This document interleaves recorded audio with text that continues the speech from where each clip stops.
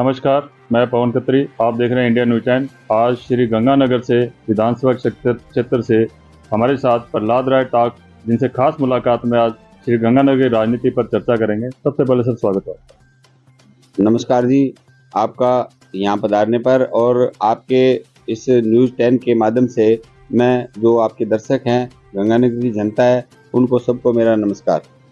Sir, अगर हम श्री गंगानगर की राजनीति की बात करें तो आपको क्या लगता है सर? आप पहले भी यहाँ चुनाव लड़ चुके हैं और पहले भाजपा से थे, फिर आप भाजपा से बसपा में आए, फिर वापस भाजपा में आए। इसके बारे में थोड़ा बताइए कि श्री गंगानगर राजनीति के बारे में, और साथ में जो आप भाजपा से बसपा में और बसपा से वापस भाजपा में आए। ऐसा है कि मैंने गंगानगर के अंदर करीब 30 सालों से मैं भारतीय जनता पार्टी का निष्ठावान कार्यकर्ता हूँ। अब वो पिछले चुनावों के अंदर खूब लगन से मैंने दो लगातार 3 चुनाव 2008, 2013 में और 2018 तक लगातार मैंने पार्टी में काम किया, टिकट मांगी।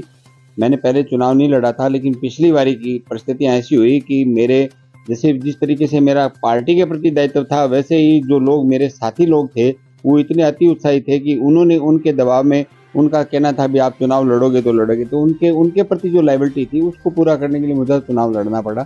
और उसके जस्ट बाद में तुरंत प्रभाव से पार्टी ने तब मदन लाल जी सैनी हमारे प्रदेशाध्यक्ष हुआ करते थे और निहाल चंद जी एमपी के कैंडिडेट थे। उसमें मेरे को मई 2019 के अंदर ही दोबारा पार्टी ने ज्वाइन करा लिया।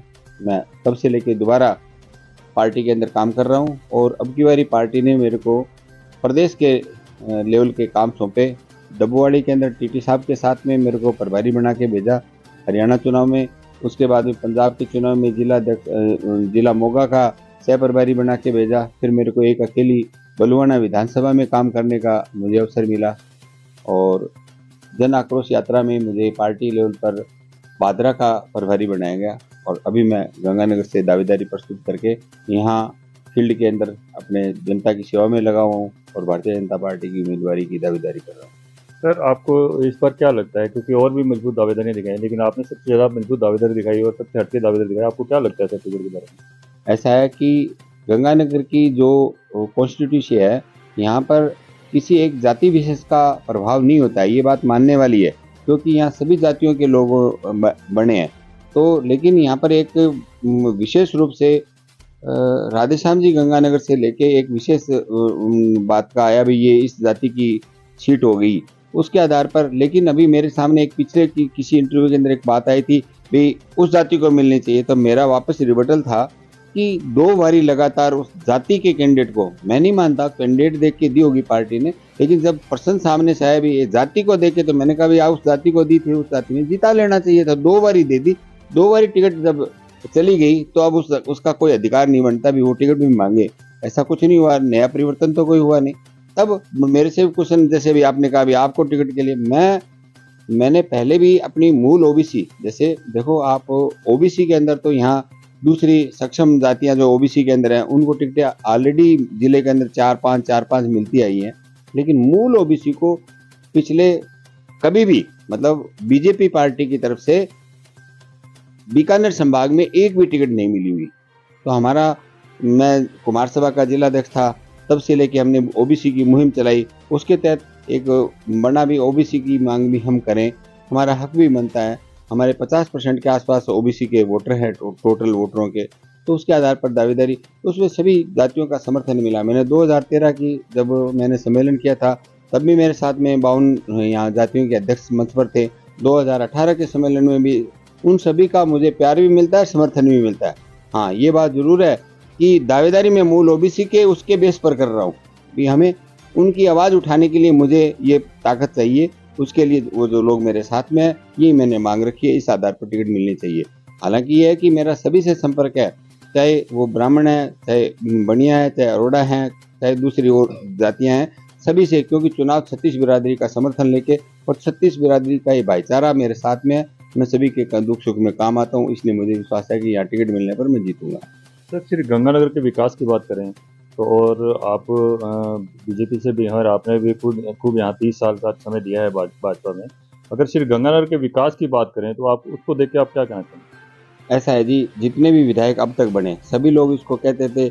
हमारे एक विधायक तो ये कहते थे इसको चंडीगढ़ का बच्चा बना दें, लेकिन आज भी गंगानगर की स्थिति वैसी की वैसी है। इतने सालों के बाद में वही बरसात आती है तो पानी भर जाता है, सड़कों के अंदर सीवरेज की व्यवस्था सही नहीं है, पानी की निकासी की कोई व्यवस्था नहीं है, सड़कें के अंदर, इन सब के अंदर अभी प्रधानमंत्री जी ने एक बड़ा नारा दिया था कि भ्रष्टाचार जो है वो इस विकास के जड़ों के अंदर बहुत खतरनाक रोग है, और जब तक भ्रष्टाचार से स्वतंत्रता देश को नहीं मिल जाती तब तक देश का सही मायने में 1947 में स्वतंत्र तो हो गया था लेकिन सही मायने में स्वतंत्रता नहीं है। तो उन्होंने नारा दिया था भ्रष्टाचार मुक्त भारत, तो वो मैं नारा लेके चला हूँ कि भ्रष्टाचार मुक्त गंगानगर।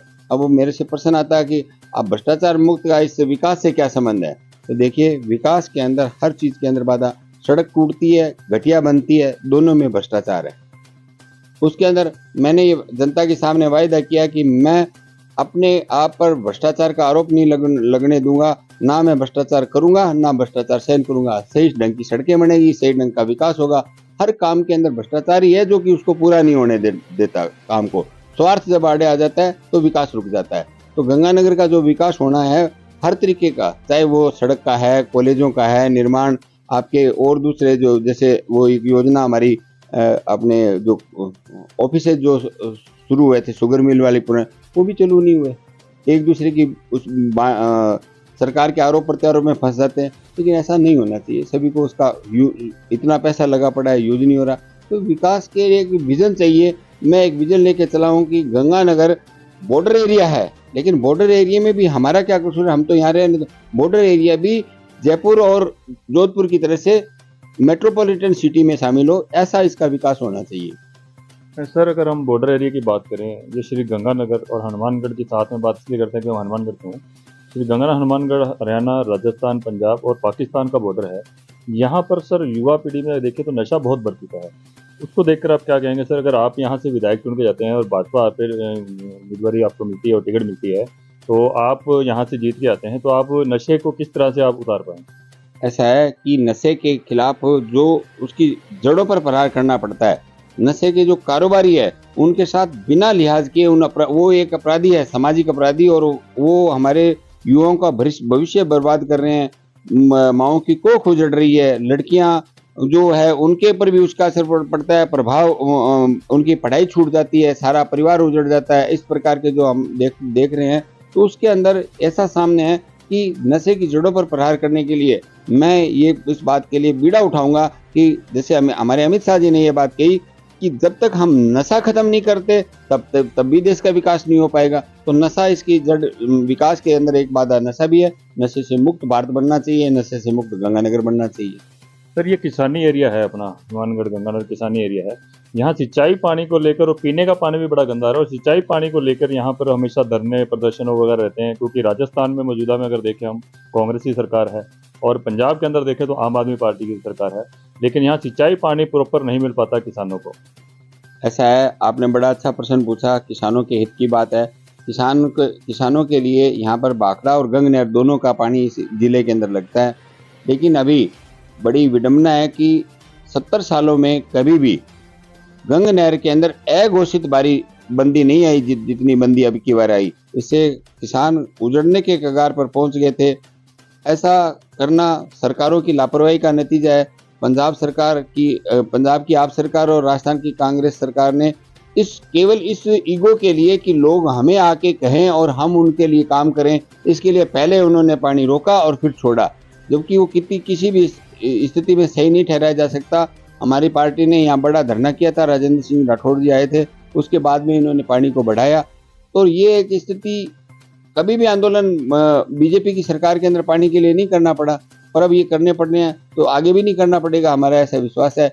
और रही बात पीने के पानी की, हमारे केंद्रीय जल संसाधन मंत्री अपने शेखावत साहब है, उनके गजेंद्र सिंह शेखावत, उनके महकमे के तहत तो पीने के पानी की बात है। शुद्ध और स्वच्छ जल, हर घर नल जल योजना, हर घर नल और हर घर जल, ये इस योजना के तहत हर घर के अंदर ढाणी तक भी पानी पहुंचाया जा रहा है। और रही बात पानी गंदा आने की बात, देखिए पंजाब सरकार के खिलाफ में आवाज लगातार उठती रही। ये दो बड़ी सरकारों का मैटर है।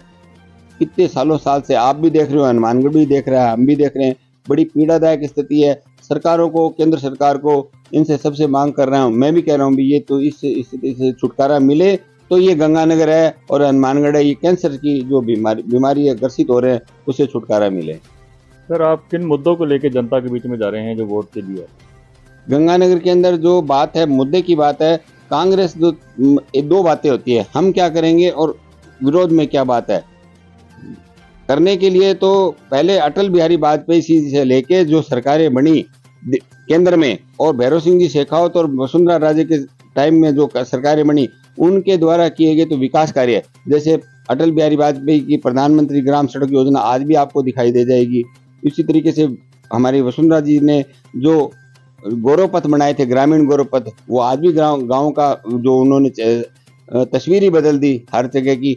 इसी प्रकार से भामाशाह कार्ड योजना वसुंधरा जी ने चलाई थी। श्रमिक कल्याण कार्ड जो हमारा श्रमिक कार्ड बनता था वो आज भी उसी योजना के तहत लड़कियों की शादी के ऊपर 51,000 में, ऐसी अनेकानेक योजनाएं हैं जिनके द्वारा उनका था वो जो विकास पहले हुए हैं कार्यों में। और आज की तारीख में मोदी जी के नेतृत्व में जो देश में विकास हो रहा है वो भी अपने उदाहरण है। केंद्र में 2024 में सरकार बनेगी और यहाँ सरकार बीजेपी की होगी तो उसका लाभ निश्चित तौर पर जनता को मिलेगा। एक तरफ सामने कांग्रेस सरकार है जिसके पास में कोई विजन नहीं है, उन्होंने झूठे वादे करके तो पिछले चुनाव में हर कोई आ जाता है। आज किसानों को कर्जा माफी का नारा दिया, भरोसे में आ गए, वोट कर दिया, मात्र 1.5% से सरकार रह गई। और इसी तरीके से बिजली की बात कह के आए, नौकरियों की बात कह के, वादा तो कोई पूरा किया नहीं। अब अभी भी जो चुनावी वादे किए जा रहे हैं, तो क्या जनता इतनी भोली है कि पिछले चुनाव 5 सालों में पूरे पिछले वादे पूरे नहीं हुए, नए वादों के अंदर कैसे झांसे में आएगी। जनता बहुत समझदार है, सोच समझ के डिसीजन करेगी और भारतीय जनता पार्टी की 150 से अधिक सीटें आएगी राजस्थान में और सरकार बनेगी। जैसा कि आप देख रहे हैं कि खास मुलाकात में हमारे साथ श्री गंगानगर विधानसभा क्षेत्र से प्रहलाद राय टाक जी, जिनसे खास मुलाकात में बातचीत की और हर सवाल का इन्होंने बेबाकी से जवाब दिया। आप देख रहे थे इंडिया न्यूज़ 10 चैनल, पवन खत्री के साथ कैमरामैन पवन कुमार गर्ग। जय हिंद, जय भारत।